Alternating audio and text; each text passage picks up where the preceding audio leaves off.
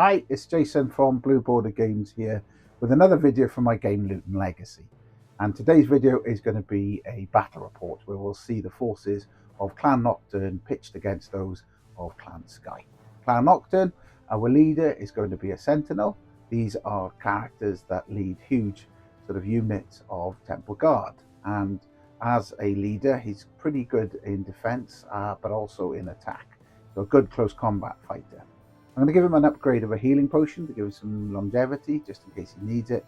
And I'm also going to give him a potion of courage so that he is able to do that sort of one-off super attack if called upon.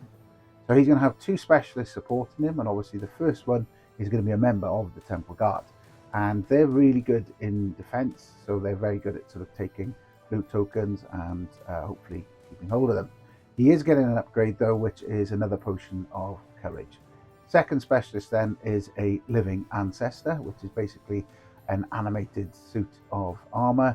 So pretty good in defense, but again, unfortunately, a bit weaker on the wounds. Only 2 wounds instead of the standard 3. So I'm going to give him the ancient runes upgrade so that he can re-roll a failed defense dice once per turn. Bringing up that sort of 500 points that you can spend when creating a force then will be a 4th fighter called a clansman. Clan Skye, it's a slightly different approach from the sort of close combat focus. The leader for the Clan Skye is a game hunter. They're good in close combat, but they have the longest ranged attack in the game, and at 2 attack dice, they're pretty good at it too. I'm going to also give him a healing potion to keep him alive for that little bit longer, and he's going to be supported by 2 specialists as well. First is a ranger, so again a focus on the ranged attack. And to help him, he's getting the upgrade of superior ammo. So that enables him to re-roll 1 attack dice for a ranged attack once per turn. The second specialist for the Clan Skye faction, though, is a berserker. Very much a close combat fighter. And he has something called the frenzy ability, which means he can roll 3 dice in close combat attacks, but will be only using 2 highest rolled. The last fighter for the Clan Skye then is also a clansman, and that total points for them brings it up to 495. So to round it up to 500, they're able to buy 1 fate token, which is basically a universal reroll token. So those are the forces for the game. Let's take a look at the board.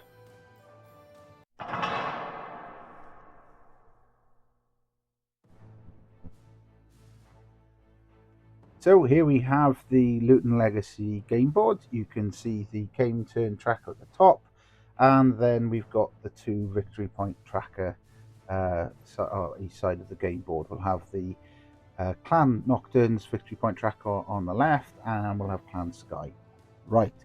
First thing we do in Luton Legacy is we have to set out where the 4 loot tokens that the factions are fighting over are on the board. And to do that, we use 2 d10 dice. We use the green dice to determine the position horizontally, and then we use the blue dice to determine it vertically. So we'll roll for the first one, and we have a 2 and a 5. So the first loot token goes down there, and then the second one is 7 and 1. So that one is going there, and then we will roll a third one, sorry. So we've got a 10, so we'll be going right the way up to there, and then the last one is going to be another 10, so we've got 10 and 7, so they're pretty well spaced out.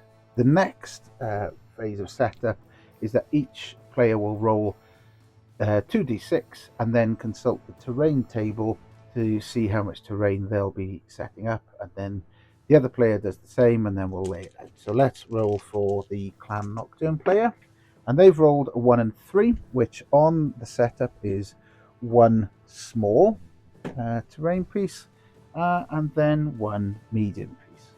So we'll roll now for the Clan Skye, and they've got a 3 and a 4. So again, the 3 indicates a medium piece, and then the 4 is in fact another medium, and also another small. So not masses of terrain, but a good level. What will happen next then is each player rolls a d6, with the highest determining whether they want to place first or second. So for argument's sake, the Clan Nocturn player tells the Clan Skye player, actually, I'd like you to roll to place a terrain piece first.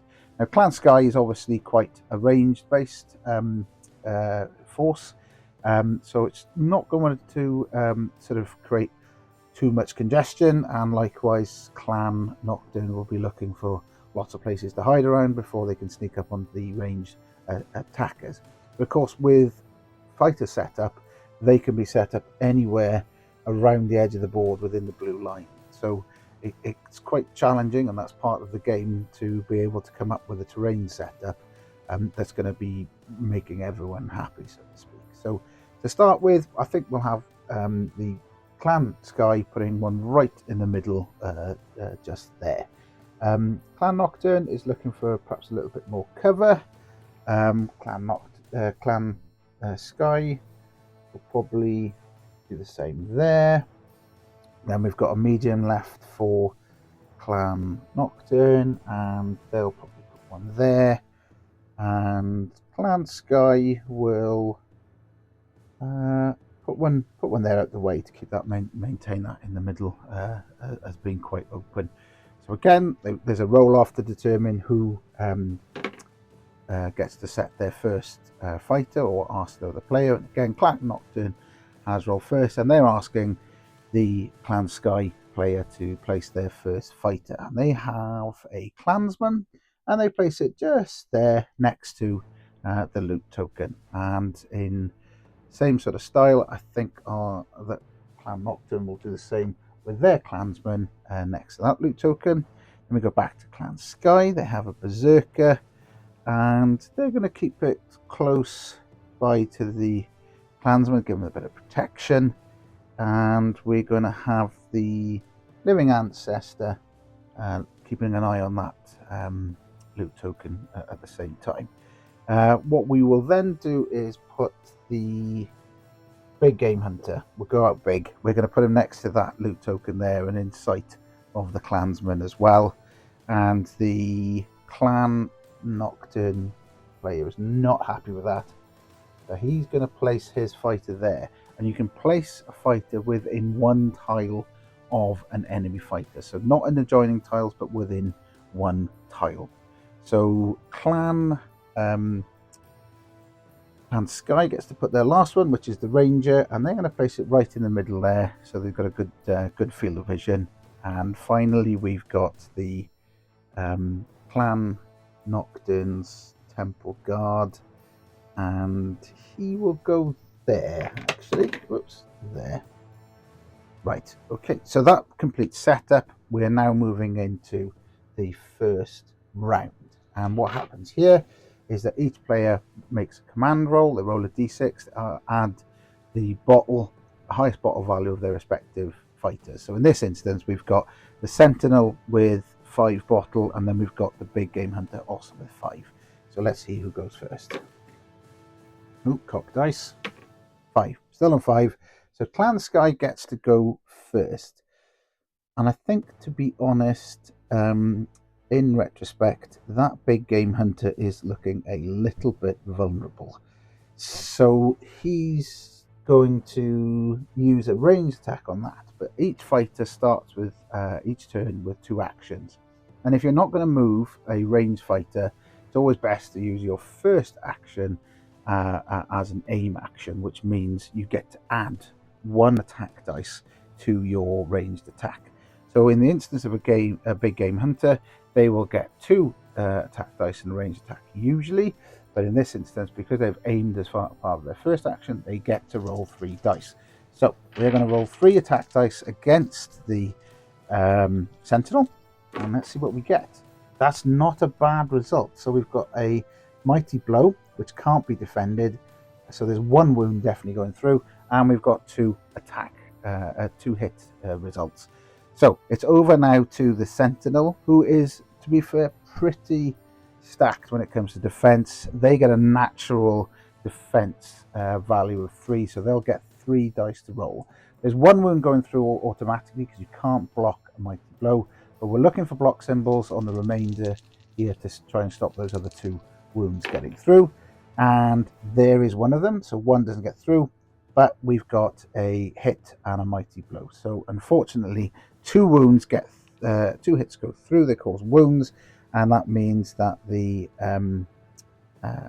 Sentinel has suffered 2 wounds this game turn.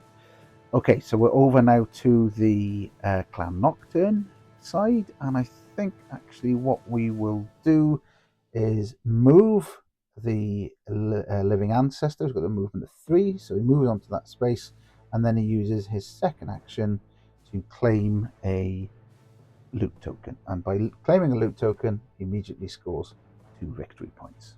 So back to Clan Skye. So Clan Skye is looking at actually the Sentinel, possibly with the Ranger. Let's see if there's a clear line of sight. Oh, actually, is he in range? So he's a range of medium, which is 8. And 8 range is measured orthogonally. So it'll be 1, 2, 3, 4, 5, 6, 7, 8. So no way, he's not in range there at all. So perhaps we'll play safe. And what we'll do then is we will simply move with our first action and claim with a second with a clansman onto a loot token to bring our victory points up to 2. So back to Clan Nocturn, and I think actually we'll do the same with this clansman. So again, he's going to move onto this one, claim with his second action, and that brings him up to 4. So everyone's snaffling those loot tokens pretty quickly. So we're left with the Ranger, and we are left with the Berserker. Now, Berserker is a movement of 3, so he could get close to the living ancestor, but he won't be able to attack. But if I get him into engagement range, he would have to make a withdrawal roll if he was going to move. So that's exactly what he's going to do. He's going to go 1, 2, 3 with his first action, and then 1, 2, bring him into the engagement zone of the living ancestor. And I think it's important to point out that movement is the only action you can use twice in a game turn. So you can't do casting spells, close combat attacks, ranged attacks, withdraw, etc. You can only do movement twice. So back to Clan Nocturn, and we're left with the Sentinel and the Temple Guard. And I think the Sentinel is going to move and make an attack. Now, usually the Sentinel would have 2 combat dice to use in a close combat attack, but he's going to use his Potion of Courage, which is a one-off use and enables him to add 2 attack dice to that attack roll. So we've got 4 dice, hoping to make some damage now on a big hunter. He's not going to get another chance like this, so why not? So we have 1 mighty blow and 1 hit and 2 blocks. Not great, but it is what it is. So the game hunter has 1 defense dice, so he couldn't defend the mighty blow, so he's going to take a wound anyway, but he does have a chance to block the hit. So let's see what he does. Nope, he scores a hit result, which is no good when you're defending, and so he takes 2 wounds. So he's already on 2 wounds. Both leaders, in fact, are on 2 wounds. So now we have the Ranger left for Clan Skye, and he's actually just going to go 1, 2, 3, and as we know, he's got a medium range, which is 8 tiles. That's 1, 2, 3, 4. So he's within range, and he has a ranged attack value of 2 dice. So against the Clan Nocturn clansman, let's see what he can do. Oh, he's got the mighty blow and a hit. Now the Clan Nocturn clansman only has 1 dice in defense, so he's getting a wound, but let's see if he takes another. Yes, he does. That's 2 wounds that have got through, and unfortunately for the clansman, he's only got 3, so he has only got 1 wound left. So yeah, looking pretty dodgy. Right, so now we're left with the Temple Guard. He's going to use his first action to move. So we've got 1, 2, 3, and actually he's going to close down with the ranger. So he's going to go 1, 2, 3 there. And the reason he's doing that is that once you're in someone's engagement zone, you cannot use a ranged weapon. So he's back down to the ranger, back down to only one dice in attack. So that completes the action phase. We then go into the bottle phase, which is that each player rolls a d6 dice and adds their bottle value, respective highest bottle value, to see whether they panic or things start going awry. So they're looking for... Oh, okay. So Clan Nocturn has a total of 7. That's 5 plus 2. They're okay because there's no effect. However, Clan Skye only rolls a 1, and that means they are petrified. They are unnerved. And because unsettled. Because they're unsettled, that means they are unable to withdraw. That's not a good result for Clan Skye because they have 2 ranged guys in close combat and they need to get away from them. So actually what I'm going to do is I'm going to use the fate token that was bought when we created the force, which means I can re-roll that dice. And I'm going to re-roll the dice. Oh, disaster! It's a 1. So because it's a 1, the 6 value stays and they are unsettled. Not great news at all. Okay, so into the second game turn, and we roll off for the command roll again. So add in the highest respective bottle value, and we have 1 and 3. So yeah, it's really not going well for Clan Skye. It is now back to Clan Nocturn to go first. Gosh, which one? I think we've got to go for the Sentinel, who is going to attack the big game hunter, and he's going to do so with actually a first action is going to be something called a focus. So similar to the aim action with range attacks, focus gives you an extra dice in close combat attack. So usually he would get 2. He's going to add another one that gives him 3. So let's see what damage he can do to the big game hunter. Not bad at all actually. There's a mighty blow and we have 2 hit results. So definitely getting 1 damage. Let's see if the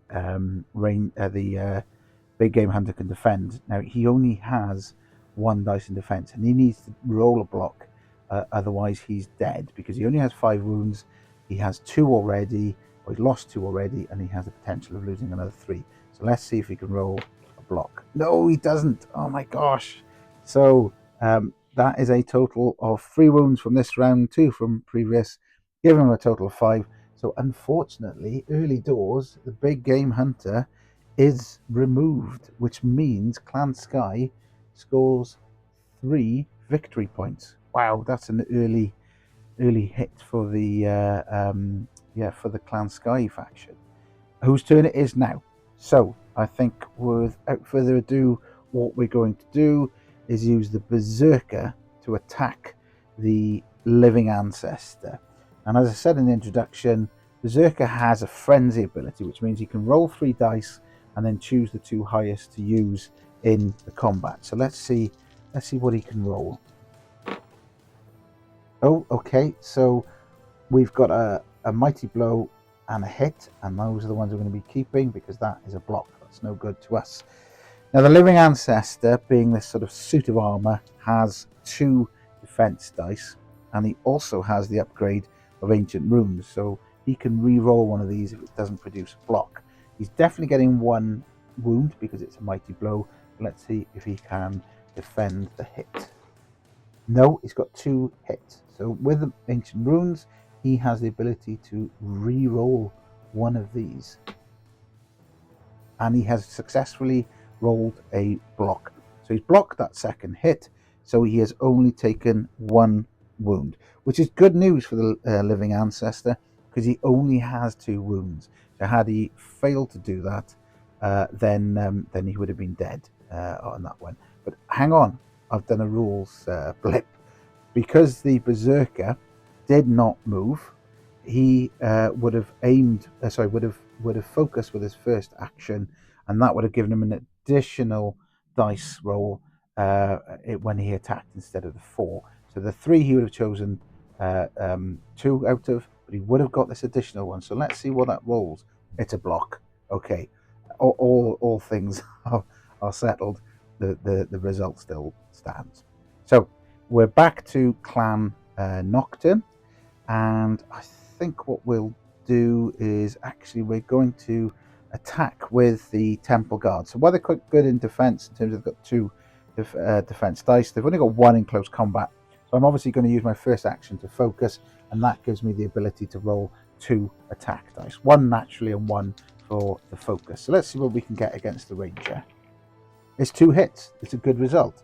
The Ranger has 1 defense dice, so let's see if we can roll a block. No, it is a hit result, unfortunately. So the Ranger also takes 1 wound, and it's his first. So yeah, it's only got the 1 wound at the moment. Right. It's over to Clan Skye, and the Ranger is going to attack back. So we normally only have 1 attack dice, but he's going to use his first action to focus, giving him 2. So let's see what damage he can do against the Temple Guard. Only the 1 hit is rolled, the other is a block, and the Temple Guard gets the 2 defense dice. So let's see what he can do. No, he misses on both. So he, in fact, then suffers a wound. We go back to Clan Nocturn, which leaves the Sentinel and the Clansman still to go. I think we will go 1, 2, 3. Oh, apologies. We cannot go 1, 2, 3 because when you are carrying a loot token, your movement value is reduced by 1. So in this instance, then we will just simply go 1, 2, and then 1, 2. Just to put a little bit of extra pressure on the Ranger there. Why not? We're back to Clan Skye, and we've only got the Clansman left. So he's got a similar idea. He's going to go 1, 2, because he's also carrying a loot token, and then 1, 2. So there we have quite a scrum in the middle of the game. We're back to Clan Nocturn, and Clan Nocturn will go 1, 2 with the Sentinel, and the Sentinel will in fact pick up that loot token, meaning they have scored another 2 victory points. And when a faction gets over 10 points, they win the game outright immediately.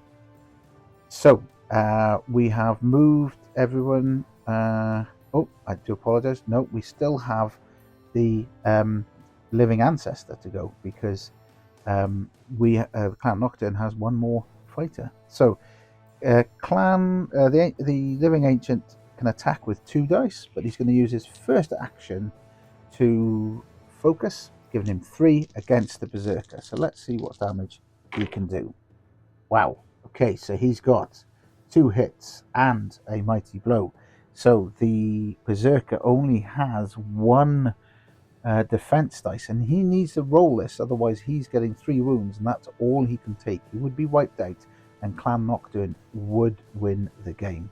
So let's see what defense roll we can. Oh my gosh, it's a mighty blow. Disaster. The berserker has died, and that means when you kill a specialist, you get 2 victory points, taking you over the 10 points mark.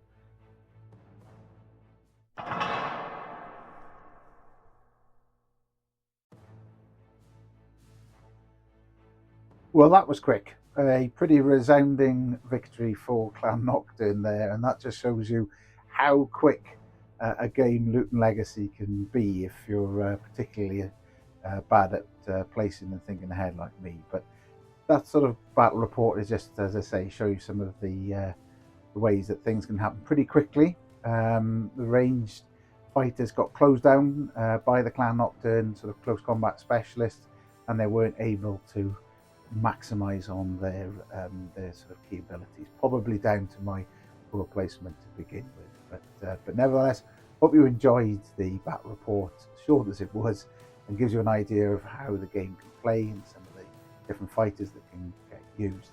If you did, please like and subscribe to the channel. like the video. Please check out all the other videos on the channel, give you a bit more about the rules, the lore, as well as some of the factions that can be used in the game. As well as that, please check out our Facebook page for Blue Border Games, and you'll get regular updates on there on development of the game and some of the things we're doing to promote it, similar things. So yeah, I've been Jason from Blue Border Games. Thanks for watching.